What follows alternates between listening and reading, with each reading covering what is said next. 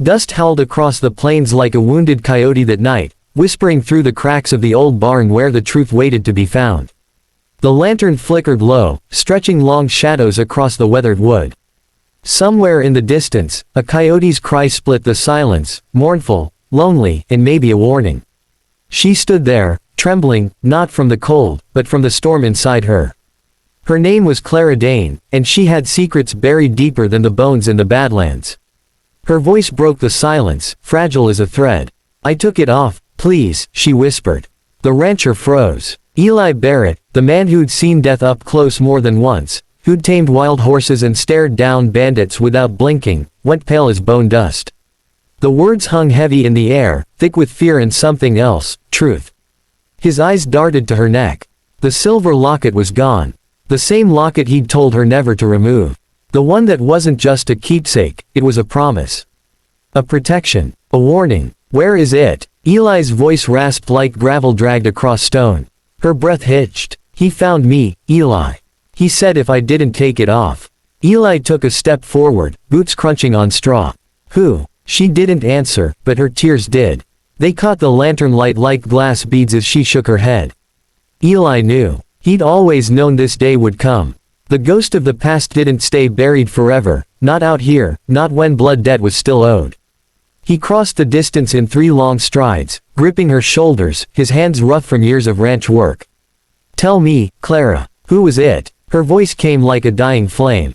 "Silas." The name cracked the air open.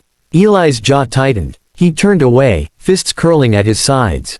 Silas Boone, outlaw, killer, and once his blood brother. They'd run together, fought together, until greed had poisoned everything. Eli had taken the ranch and walked away from that life.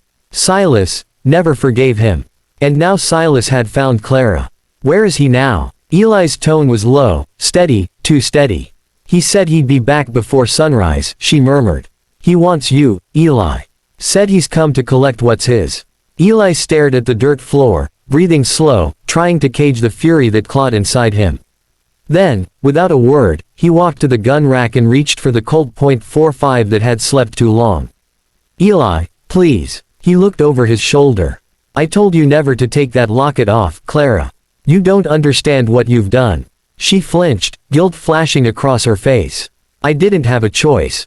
Out here," Eli said coldly, checking the cylinder, "there's always a choice. Sometimes the wrong one gets you killed." The barn door creaked open as he stepped out into the biting wind. The moon hung low, a silver coin over the valley. His horse, Dustfoot, snorted and stamped nervously, like he knew trouble was coming. Clara followed, clutching her shawl tight. "You can't face him alone." "I already am," he said without looking back. The night stretched endless across the land, the kind of silence that makes a man question if he's still alive. Every gust of wind carried ghosts of the past.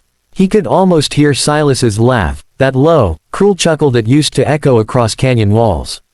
By the time Eli reached the ridge overlooking his ranch, the sky had started to bruise purple.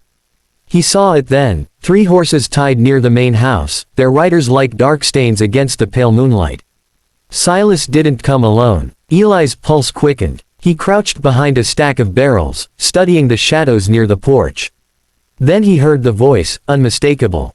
"Eli Barrett, you old ghost." Silas called out, laughter rolling through the night. "I knew you couldn't hide behind your cattle forever." Eli stepped into the open, Colt in hand, his breath a mist in the cold. "You've got a bad habit of trespassing, Silas." Silas stepped into the lantern light, tall, lean, a face carved by sin and sun. His grin was sharp as a knife. "You took something from me, brother. Now I'm here to take it back." Eli's finger twitched near the trigger. "I took nothing that wasn't mine. You left that life. I just survived it." Silas's grin widened. "You think you can run from your past, Eli? You can't. And neither can that pretty little widow of yours." The mention of Clara sent a vein pulsing in Eli's temple. "Leave her out of this." "Can't do that," Silas said softly. "She wore it, didn't she? The locket. The one that proves who really owns this land." Eli stiffened. "You don't know what that locket means." "Oh, I know exactly what it means," Silas sneered. "It means you found the deed. The one I bled for. You built your little empire on my grave." "That's a lie." Silas laughed darkly. All stories out here are lies, Eli. Just depends who's telling 'em. A shot cracked the silence, too fast to tell who fired first. Eli ducked behind the trough, splinters flying. The other men joined in, bullets cutting through the night. The smell of gunpowder filled the air like burning ghosts. Eli rolled, fired twice, one outlaw dropped. He fired again, another scream echoed and went silent. But when the smoke cleared, Silas was gone. Eli turned toward the barn, instinct clawing at his gut. "Clara," he muttered. He ran, boots pounding the dirt. The barn loomed like a grave. The door was open. Inside, the lantern still burned, swinging gently. "Clara." No answer. Then he saw her, standing near the stalls, her hair loose, eyes glassy. And behind her, a shadow rose, Silas, gun pressed to her temple. "Don't," Eli said, lifting his Colt. Silas chuckled. "Always the hero, huh? But you're late, brother. You always were. Let her go. This is between you and me." She took off the locket, Silas said, voice dripping with venom. That was the only thing keeping her safe. "You should have told her the truth."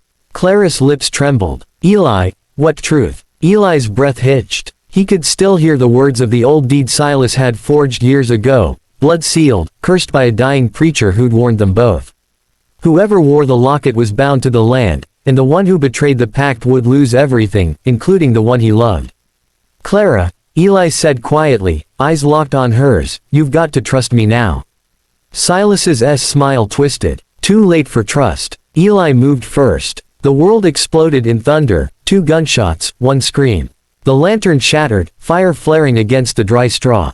Silas fell, clutching his chest, his eyes wide in disbelief. He looked at Eli, blood bubbling at his lips. "You always were the lucky one." He dropped. Eli rushed to Clara, grabbing her hand. "We have to go, now." They stumbled into the open air as the barn lit up like Judgment Day, flames licking the night sky. The horses screamed, wind roaring, ash falling like black snow. Clara sobbed against his chest. "It's over, isn't it?" Eli looked at the horizon, where the first light of dawn broke over the plains. His heart pounded, heavy with the weight of what he'd done, and what he'd lost. "Nothing's ever over out here," he whispered. "We just live long enough to start again." As the fire devoured the barn and the past with it, the two of them stood in the pale morning glow, 2 broken souls bound by a secret the desert would never tell. And though Clara didn't know it yet, the curse wasn't gone. The locket had fallen somewhere in the straw, glinting faintly amid the flames, waiting for the next fool to pick it up. The wind howled once more across the empty land, carrying the echo of a gunshot, a whisper, and a promise that some ghosts don't die. They just change faces.